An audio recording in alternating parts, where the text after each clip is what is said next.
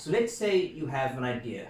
You got something big you want to do. You want to start a business. You want to change career paths. You want to get married to someone. You want to move to another city, a different country. You want to discuss politics with someone, right? Um, these are the 4 categories of people that you get. This is something I've picked up. And once you find someone in one of these categories, they're pretty much going to stay there. But it's important for you to filter out the different opinions that you're going to hear. Because when you come to someone and you say, this is what I want to do, they're going to fall into one of those categories. Not all of them are useful. Some of them are even toxic. So let's go to number 1. So this is the yes men. Now these are the people that work as supporters. You come to them and say, I want to change this career path. I hate my job. I hate this boss of mine. I hate this wife of mine. I want to divorce her. They'll be like, yeah, go ahead and do this. We support you. It's better for you. I know a friend will do the same thing. They're doing very well right now. They're going to give you support, as much support as they can, and they're going to encourage you to do that. Why? Because they actually care about you, these people, right? They want goodness for you. They don't want to see you fail. They want to see you successful. And they think that when you come to them, they should give the support. And they're actually important because sometimes you do need that. Sometimes you need a kick in the ass, and these people can give you that kick in the ass. Okay? But it's not always useful. Let's take this for example. You would go to idols to sing. And you've been told that you can sing really well. Your parents told you that, your siblings did, your friends did. All yes men. But you sing really bad. You sing shitty. Right?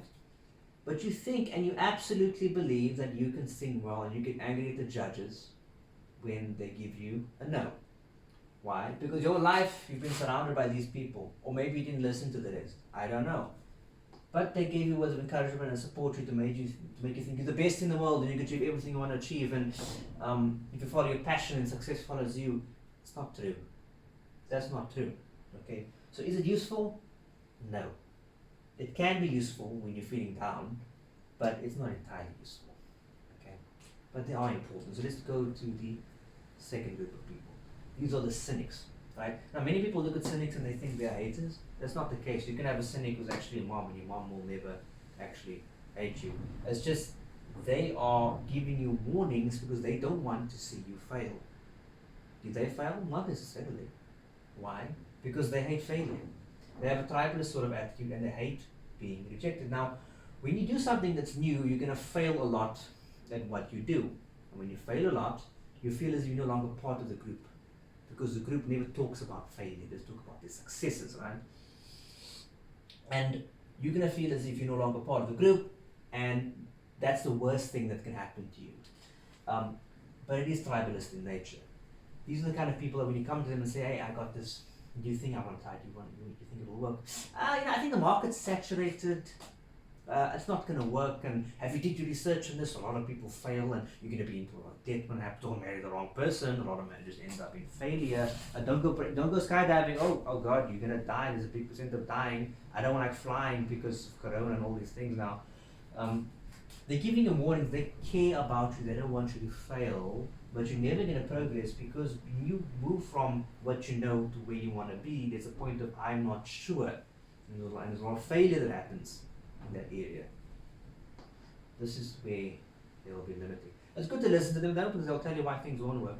But there will always be a reason why things won't work. There's always a reason for you to be angry, but it's also a reason for you to be happy every single day. Right? If you look at the stuff that you have, you'll see you have way more than what you don't have. And if you look at the bad things other people have, you'll be like, shit, I don't have all those things. I haven't got cancer. I haven't got tuberculosis. Both my eyes work. I can hear fine. Nobody's trying to rape me. There's no bombs dropping upon me, you know. So there is a lot of good, but these people see the bad because naturally we tune to see the bad. Okay, that's fine. So let's go on to the haters. Now this is a very small group, maybe like 2% or something. Not a lot of people hate you, but they're very loud because they have so much hate, and not a lot of people have that amount of hate. They got no goodness to give. So when you come to them with an idea or something that you're trying out, they're going to talk a lot of shit. You get them in the comment section a lot because there's no repercussions to what you do. It happens a lot on the internet. You can say whatever you want to say to me, and you're not going to get slapped. You're going to be 100% safe. You can sit there on your couch and you can say whatever you want to say to Wafik, because Wafik can't get his hands on you. But in public, you will probably never make eye contact, right? Now, they've got no goodness to give, so they only give the negativity. they only make up like 1% to 2% of people that you interact with. Not a very big amount. You should ignore them as much as you can. But here's the problem. Yeah. People get confused there, right? They think that when someone gives them a warning, and this guy's a fucking hater, they hate me. Yeah, that's why they're saying that. They want to discourage me. These people are not discouraging. They're giving you warning signs. When you see a warning sign on the road, there's cows in the air. They're telling you don't bump into a cow. You'll die. Cows are heavy. Okay, slow your speed. They're not telling you why you can't do it. They're telling you what to do so you don't fail. So warning. That's it. A hater will tell you, you're a piece of shit, you can't even drive, why are you even trying this? That's the kind of stuff they would say. Right? Then you must ignore them. So be very careful. I get confused a lot between the two of them. When a cynic comes and says one of these things, understand where they're coming from. It's from a place of affection, actually, not hate. These guys, it's very clear and very obvious. They will say a lot of hateful things in there, a lot of racist stuff, a lot of anger and anguish. Maybe something happened when they were 8 to them, I don't know. But you want to ignore that group as much as you can, because there's way more of these. But they have to say something, right? Okay, so let's go on to the advisor. Now the advisor, the group of people, you've got to work very hard to find them, okay?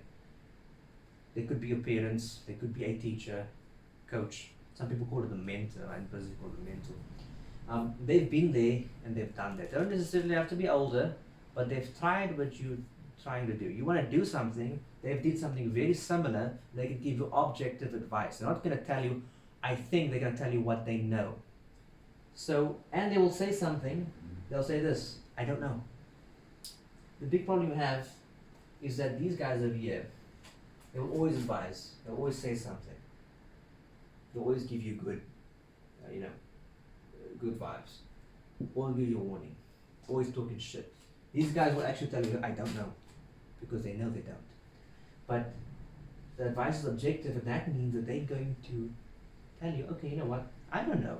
But I know a guy who knows someone who can help you with this idea of yours, who can help you with relocating, who can help you with that issue you got with your brakes. I mean, this guy knows it. I'm not a specialist, but he knows. So they give you advice because they've been there and they've done it. You got to hold fast to these group of people. There's not a lot of them, okay? It's very difficult to find them. So when you find them, wherever you are, take care of them and maintain a really good relationship with them going forward.